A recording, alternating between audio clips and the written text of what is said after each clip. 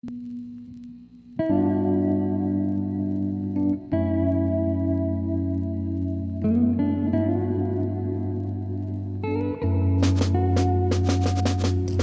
tuned into TobiTalks, episode 26, From Pop Singer to Doctor of Nursing Practice.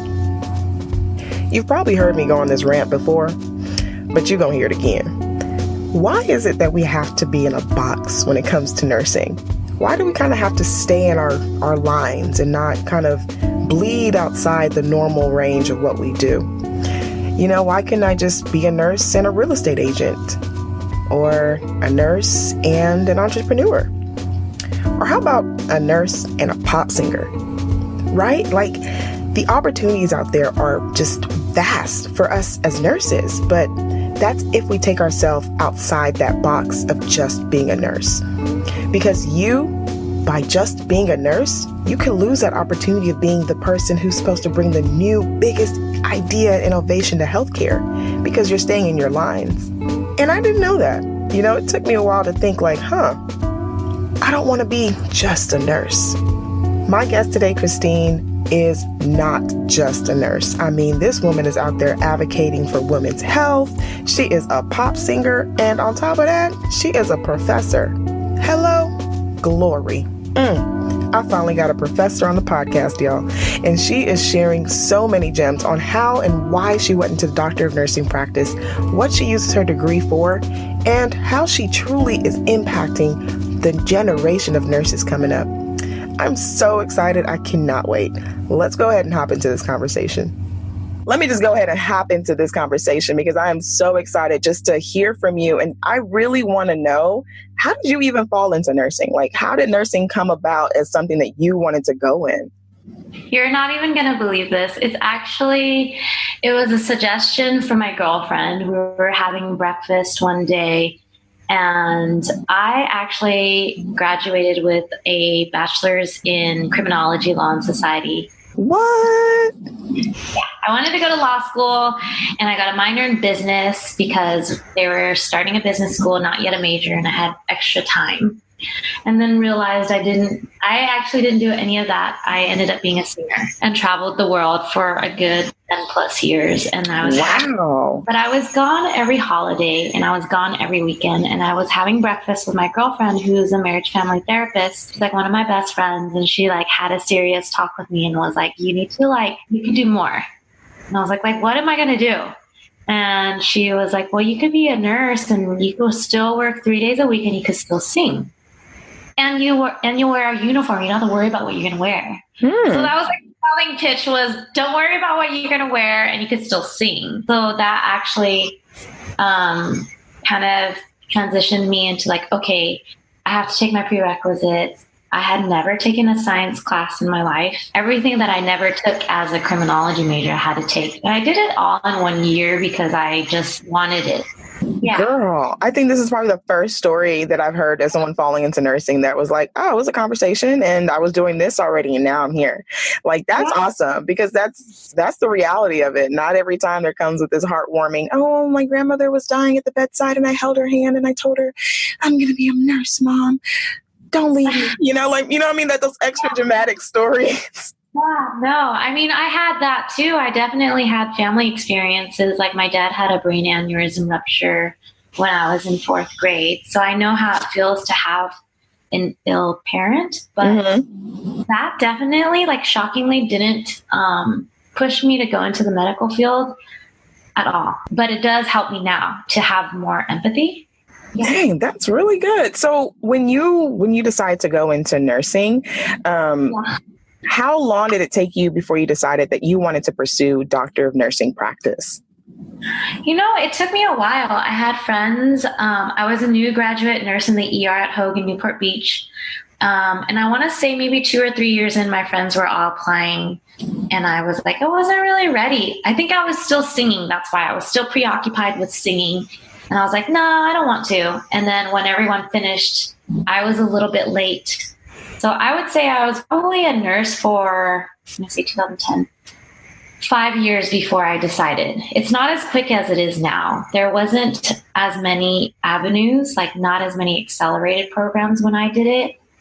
So I searched, and of course, being a last minute decision maker, I chose an out-of-state school in Chicago because I just researched that they were the top ranked in DNP, and I wanted to change. I wanted to move out of California, so I chose Rush University in Chicago, not knowing that when you get your doctorate, you do your research, and I had chose my clinical in California, so I never moved. Living in California, and I just flew back and forth. Yeah, it took 5 years for me to decide, and then I had the option of you could do an accelerated online, like 3 years, or you had the option of 5 years. So, wow, that's a big gap. So either 3 years accelerated online or 5 years? Yeah, but it's expensive. Yeah, girl, I would say it's very, very expensive. My next question is, so your 5 years before you went into your DNP practice, was that literally your 5 years of nursing experience? Like you were on the floor as a nurse and then you didn't do a master's program. You went straight into the doctoral program? No, so I did an accelerated master's at Cal State Fullerton. Oh, okay. I had already had my bachelor's in criminology, so I was like, I don't want another bachelor's. So they had an accelerated program back then, which was 3 years. So I never got my BSN. I got an MSN. Wow. And I remember me and another co-host of mine, we had this discussion about different accelerated programs for people who literally already have a degree already in something else. Instead of going back and getting a bachelor's again, you can just go ahead and do an accelerated. So that's what you did when you switched from law to nursing. You went ahead and just did an accelerated master's program. And then you worked as a nurse on the floor for 5 years before you jumped into the doctor of nursing practice. Yeah. Yep. I mean, now I think people do it a lot quicker, but at that time I really enjoyed it, and that's what I wanted for myself. And it worked out perfectly because now I'm using my DNP and I like it a lot. So what are you using your DNP in? Like, how did it change from what you were doing as a nurse, just, regular MSN nurse working to now doctor of practice? Like, take me into that a little bit, because I'm always curious, like, man, what kind of roles change once your title changed? What does that look like? I'm not sure how it is for other people, but for me individually, you grow like this appreciation for the research, and you grow an appreciation for informatics, technology, management. So when you get your DNP, you have to know financial aspects. So you pay a lot more attention to things like risk management, or if you're more of a research person, which I love evidence-based practice, and I now see the value in policies and procedures, and I'm more curious about things. Whereas when I was working as an RN or an MSN, I kind of just was a really good nurse, but I didn't really think about how it would impact the hospital or how it would impact nurses as a population. Whereas when I think about my DNP, I think like you really have to level up and really use your critical thinking and apply it to health prevention in tangible numbers and health promotion, and your practice, like your safe practice. So for me personally, that's what it pushed me to have a more expanded viewpoint of what a nurse can do. I love it.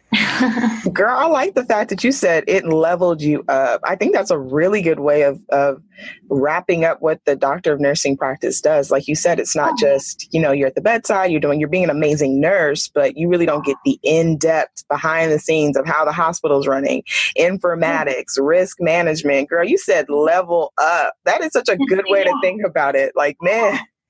Yeah, 100%. Because I remember when I was proposing my project, and and since I was out of state, I would have to do it with a panel online, and the review board would listen to me and they would ask me so many questions.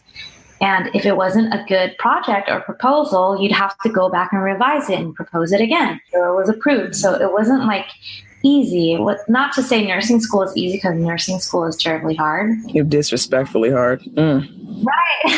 It is so hard. So I know how my students feel, but once you get to your doctorate, it's like you get put to shame. Hey, because it's worth the effort. It's worth okay, I got to revise this because it's just not good enough yet. Wow. And you said students. So do you also teach with your Doctor of Nursing practice? Do you also do teaching? So that's where I use it. Yeah. So I'm a professor at Cal State Fullerton. Ooh, wow. Yeah. Yay. Yeah. So tell me about that. Tell me about what it's like to teach incoming students. Are you teaching the graduate program? Or are you teaching nursing students that are just coming into nursing? What area of the nursing sector are you teaching? So I started out as a clinical instructor for critical care for bachelor's and accelerated bachelor students. And then I took on the lead for med-surg. And it's hard. It is probably the hardest job I've ever taken. Really? What was hard about it?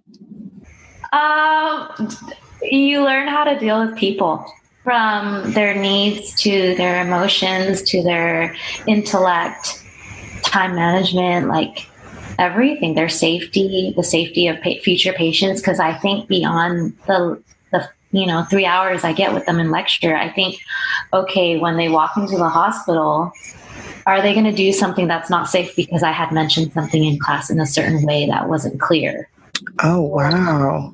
For 3 years from now, are they going to be like, well, Dr. Wu told me that in class, so I feel responsible. I know I shouldn't, but I definitely I'm always fine tuning my PowerPoints and things, and I take a little bit longer probably than most professors. I'm not sure, but it just takes me longer because I feel like I need to be current. I need to be up to date on what I tell them. That's freaking awesome, because to be honest, a lot of, let me speak for myself.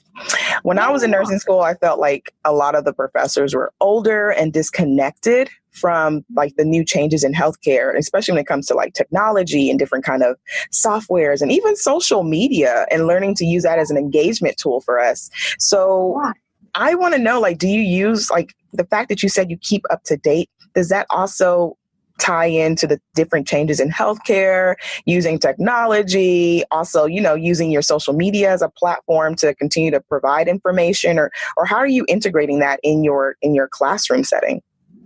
Well, I haven't really integrated social media. However, with technology, I'll use Zoom, right? If they can't meet me for office hours, I'll do that. And we actually have great video recording that we can do for the students. So, all these online programs. I haven't done it yet. I know we have access to it, which is great.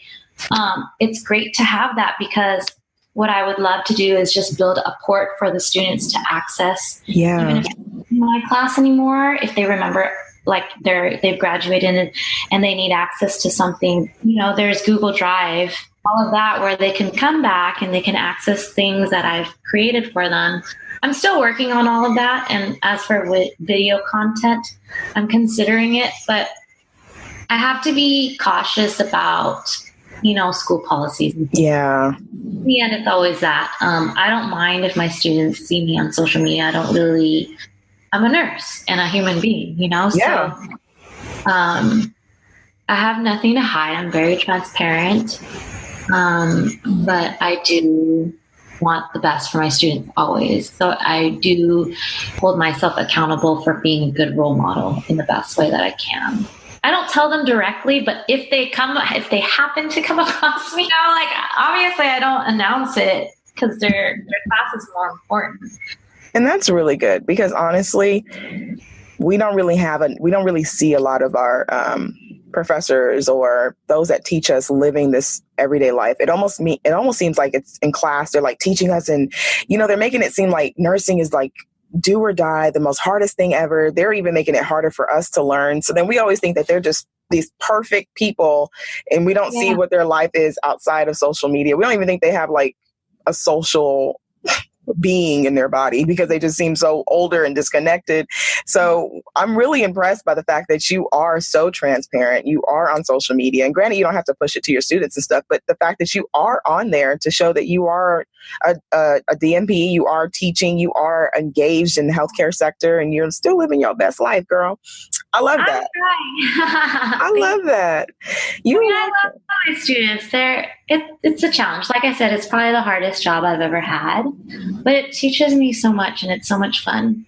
And it's so important because we really are having a shortage and we really don't have many out there that are coming back to teach us that are actually being equipped holistically. I mean, we're kind of being left with, some teachers that taught Nightingale. And it's like, look, I need you to relate with me, please. Yeah, I love me some Nightingale, but that's like week 1. Yes, like please. Yeah. Week 1 and forever hold it in my heart. Right? So as a professor, what is one of the most highlighted things that you just love about your job, being able to teach the students? What is one of those just tell me a highlight about like, what is it that you really love doing, being a professor to your students? I love when they like light up, when they're like, they have their little aha moments. Oh, yeah. They don't get something and then you like keep explaining in like 5 to 10 different ways and they finally get it. It's like, thank you, baby Jesus. Or we can read your book together. Like I get like, a lot of people don't like to read their book but I know they're really smart. I mean, you've just got to be like some sort of special person to want to be a nurse. Like I've always said that over and over again. I've always felt it. Like, like you're a nurse, like when you go into the community, you could always kind of gauge who's a nurse. Mm-hmm. Either the way they communicate or the way they dress. Like it's just something in the air. And so they're going to be my managers because I don't want to be a manager. Like I want them to be really, really strong. The best highlight is just seeing their faces when they're like, I mean, obviously they don't know this, but when I see them figure it out, it's the best feeling.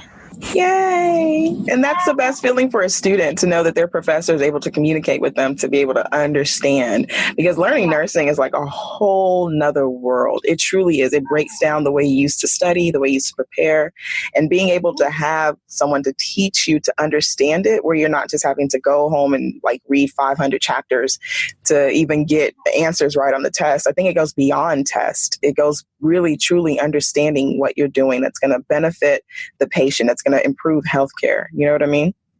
Yeah. And nurses are just getting, stronger. We have such a impact on the community. We do. We really do. So as a doctor of nursing practice, is majority of your time spent in the classroom setting, or do you also find yourself in a clinical setting, like as a second job, or like, how do you balance that if that is your role? So I'm mainly with the university, and then every once in a while I will work per diem in the emergency department for Kaiser.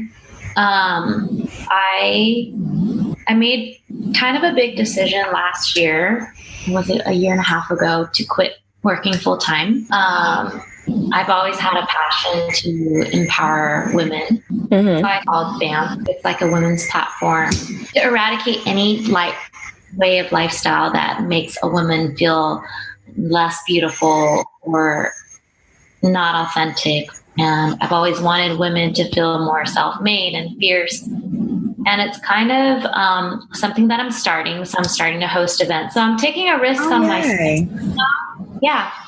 To kind of combine nursing and healthcare and my life experiences as a pop singer to share with other women what their potential could be if they took care of themselves. Wow. And do you know how badly that is needed in the nursing sector? Like, I think we are the last people to think about ourselves. You know what I mean? Like, we get so wrapped up in our patients or work that we put ourselves, our future desires, everything about us last. So how does your speaking engagements and what you're doing now going to bring that to the forefront? Well, I mean, I'm attending a lot of events. I'm helping with a lot of nonprofits and hopefully hosting more.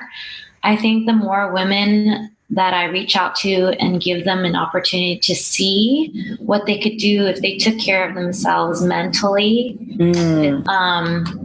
and, soulfully, like spiritually, they can achieve anything that they desire. But I think that health is like the vehicle to happiness.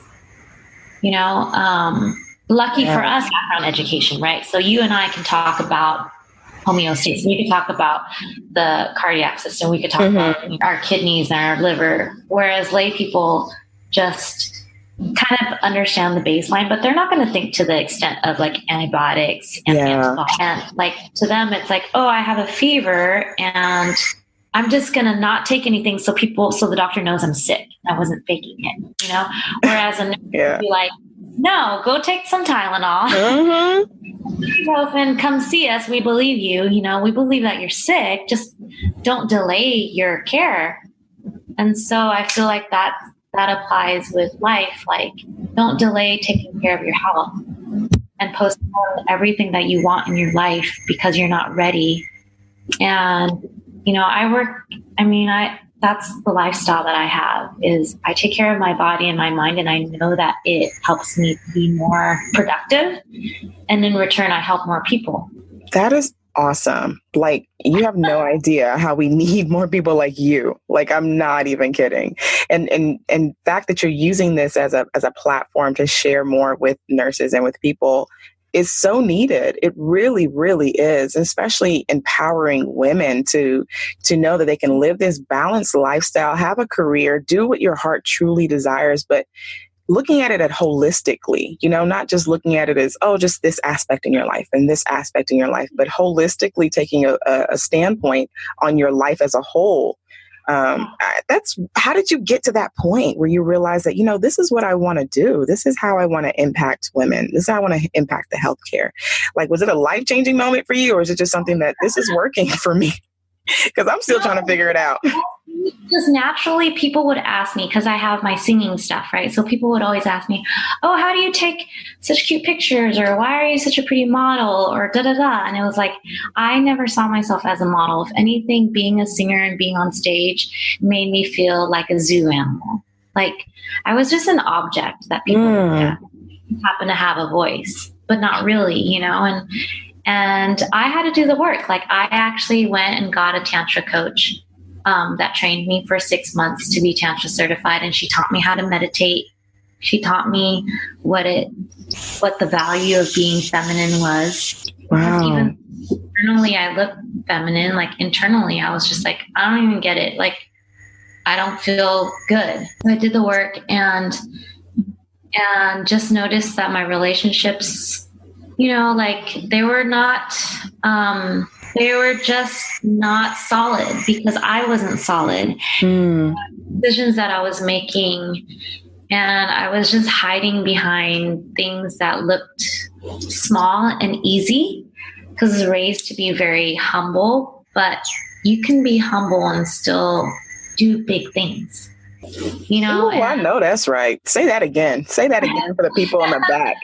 I didn't hear you. You can just be humble and still do great big things for yourself or for other people, and especially being a nurse, it's like, it taught me so much, like telling you that I had to level up for my doctorate. It's like a constant reminder. Like, I failed so many classes. I failed my NCLEX. Oh, yes, girl. I did too. I failed my NCLEX. I failed a lot of classes in nursing school, and my students don't believe me. They probably think I'm like super hard, but I know exactly how they feel, because I was the one failing all the time, because I wanted to do more, even though I love nursing, and I still love nursing now, and I always will, and I'm super grateful. I will never leave the nursing community because I love it, and I love all the nurses that I meet.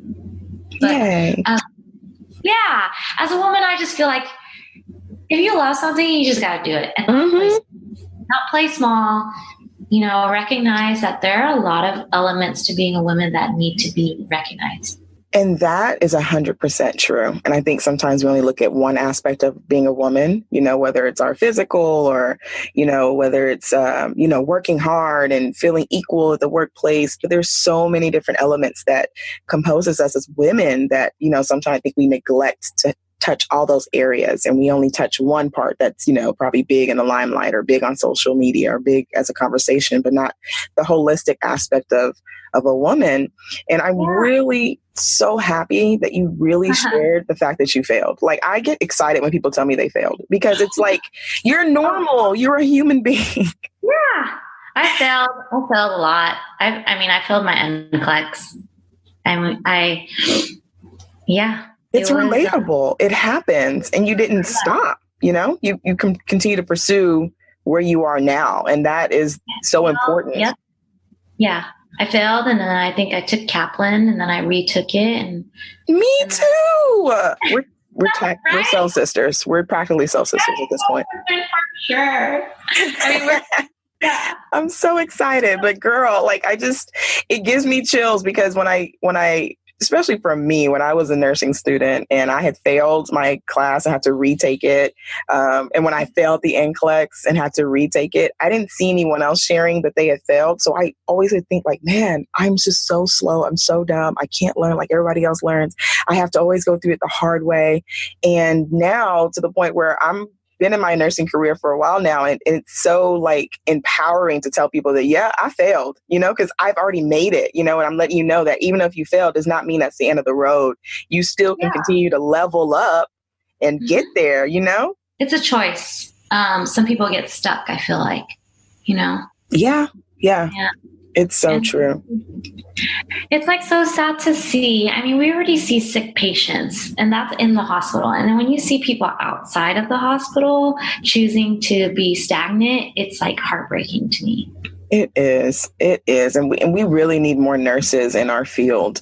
And I just don't want anyone who's failed to just throw in a towel and give up, but to continue to push, retake the class, retake the test, do whatever you got to do to keep going. You know what I mean? Yeah. And it takes podcasts like yours and people who are opening to telling their truth, which you mentioned, no one talks about failing. No one talks about failing at all. At all. So from your standpoint, what advice could you give someone who is interested in becoming a doctor of nursing practice? If they are literally coming from a brand new field, or they're in the nursing field, what advice would you give them to continue to pursue that doctor of nursing practice if they don't really know what they're getting into? Well, I think if you're already in the nursing field, I would recommend working and kind of, to the best of your ability, identify if you want to do something more on the admin side or something more outpatient, inpatient, and then consider getting the DNP. But and this is obviously just my opinion, but because it's so expensive, it's not necessary to get unless you think that you're going to use it or you're passionate about it. For people who come up to me and say, I think I'm just going to get a DNP just because it's the next thing. I would rather you save that money and go on vacation and see the world. You would learn so much more traveling than getting a DNP just because. Wow. Now, if you're going to use it, then 100% I support getting a DNP. You just got to be strong and stick it out and be focused for a year and a half, and you'll get your degree and you'll use it. But for the uncertain individuals, it's travel the world, save that money and see what's out there so you're not so encapsulated, and then decide. That's what I would recommend. I know I have a degree and it's always going to be there, these programs will always be there, but to be able to meet people and learn about life is always changing, and it's different in different, parts of the country. And I think that's important. And then when you do come back and get your DNP, you have a, bigger appreciation for the decisions that you made. That is really a good perspective. And I don't think people even share stuff like that. I've never heard anyone give me advice of travel the world first, live your best life, and then do it. Because, I remember I was standing there at a restaurant and I was like, my friend had introduced me to someone, and this young man came up to me and he was talking to me. He did a real estate and he was like, I think I'm just going to get a master's or something like that. And I remember thinking to myself, just going to get, like, that sounds terrible.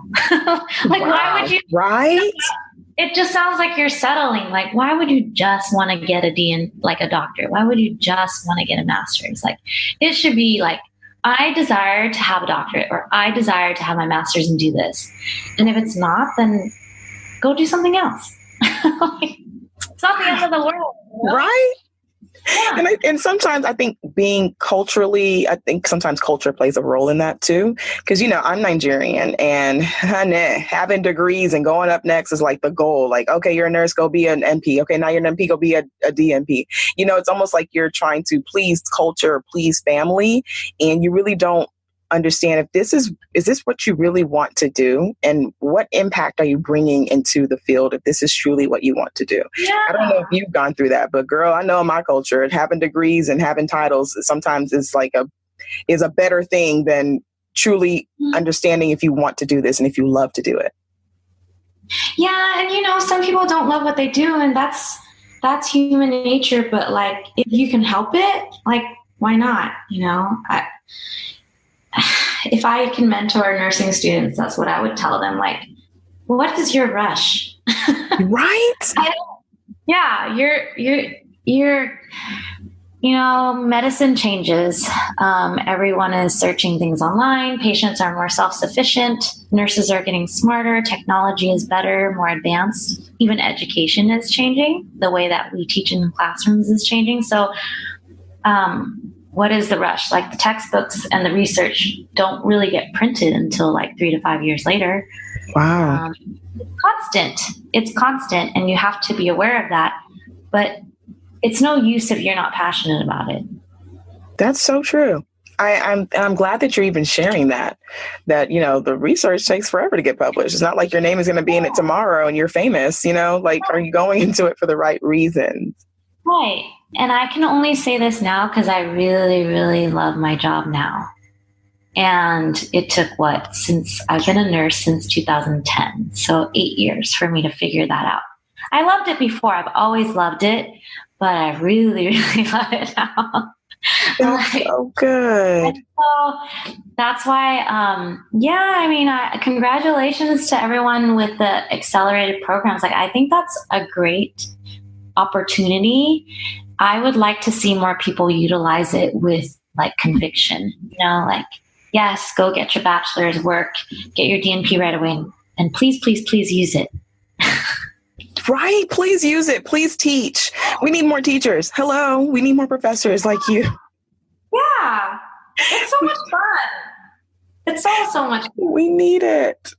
Oh my gosh, this has been such an eye-opening and warming conversation with you. Like, I just feel like I finally got to have a one-on-one with a professor for real, because it was so hard to actually have one-on-ones with my professors in nursing school. So to finally have this conversation with a nurse who has gone above and beyond to now be a professor for incoming students, it truly is warming and heartfelt to hear you talk about these things and hear you really give advice to us that need to hear it.